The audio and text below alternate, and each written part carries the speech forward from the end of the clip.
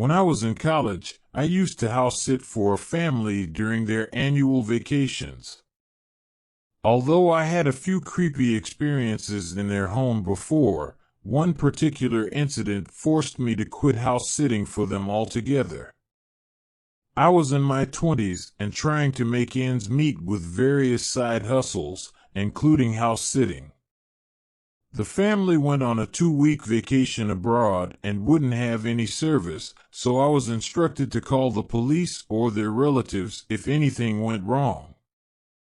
I should mention that I had already experienced a few unsettling moments in their house, but they had never been scary enough to make me stop because the pay was very good.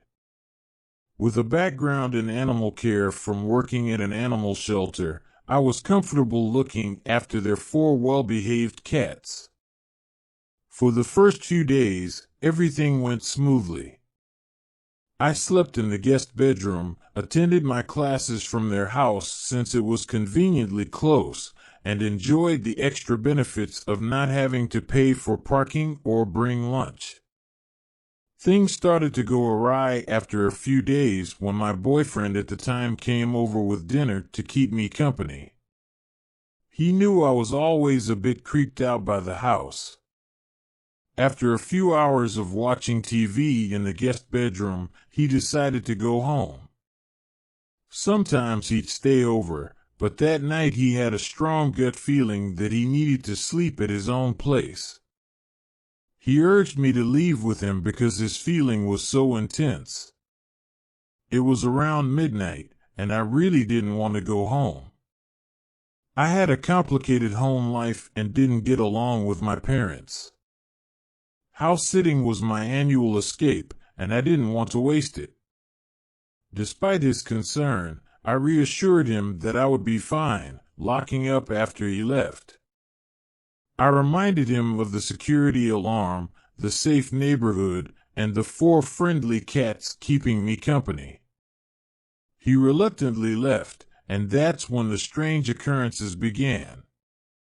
After locking all the doors and windows and setting the security alarm, I got comfortable in bed. Suddenly, the TV turned on by itself. Assuming I had accidentally sat on the remote, I checked and saw it on the nightstand.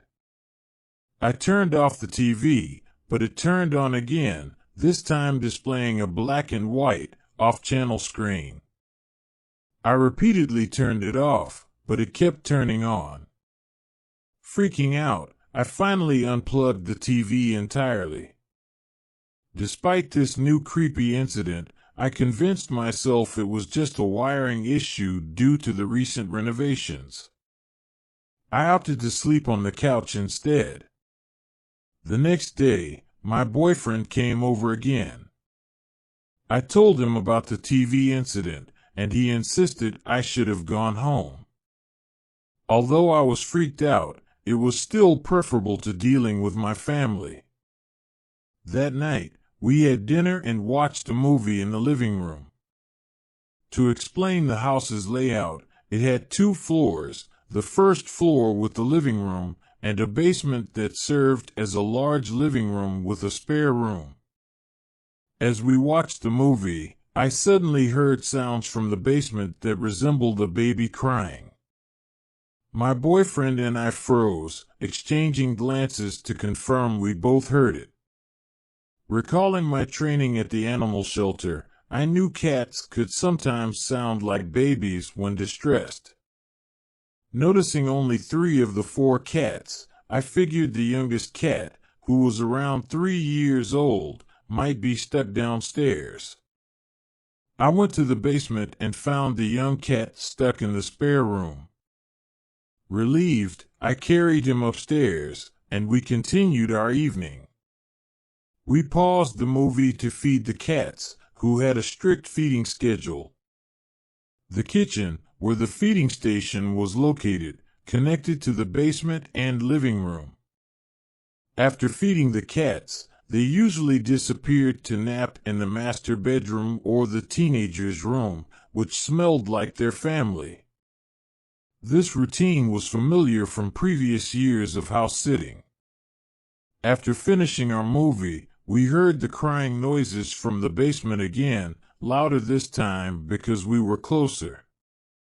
Panicking internally, I told my boyfriend I would check it out. The cries sounded more frequent and higher pitched. As I descended the stairs, calling the cat's name, the crying grew louder but abruptly stopped when I reached the basement.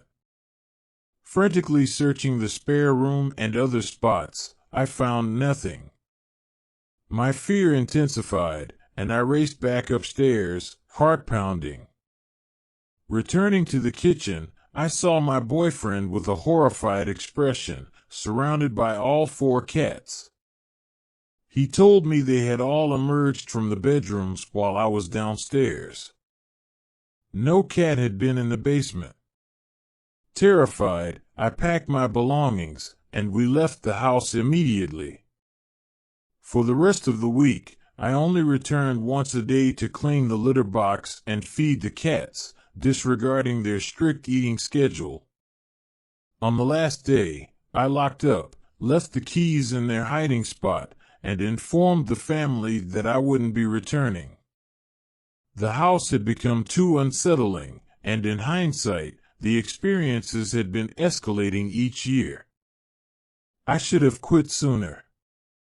I remember calling my sibling on the drive back to my parents' house, feeling even worse when they revealed they had also had a creepy experience in that house, but hadn't told me to avoid scaring me while I was trying to save money to move out.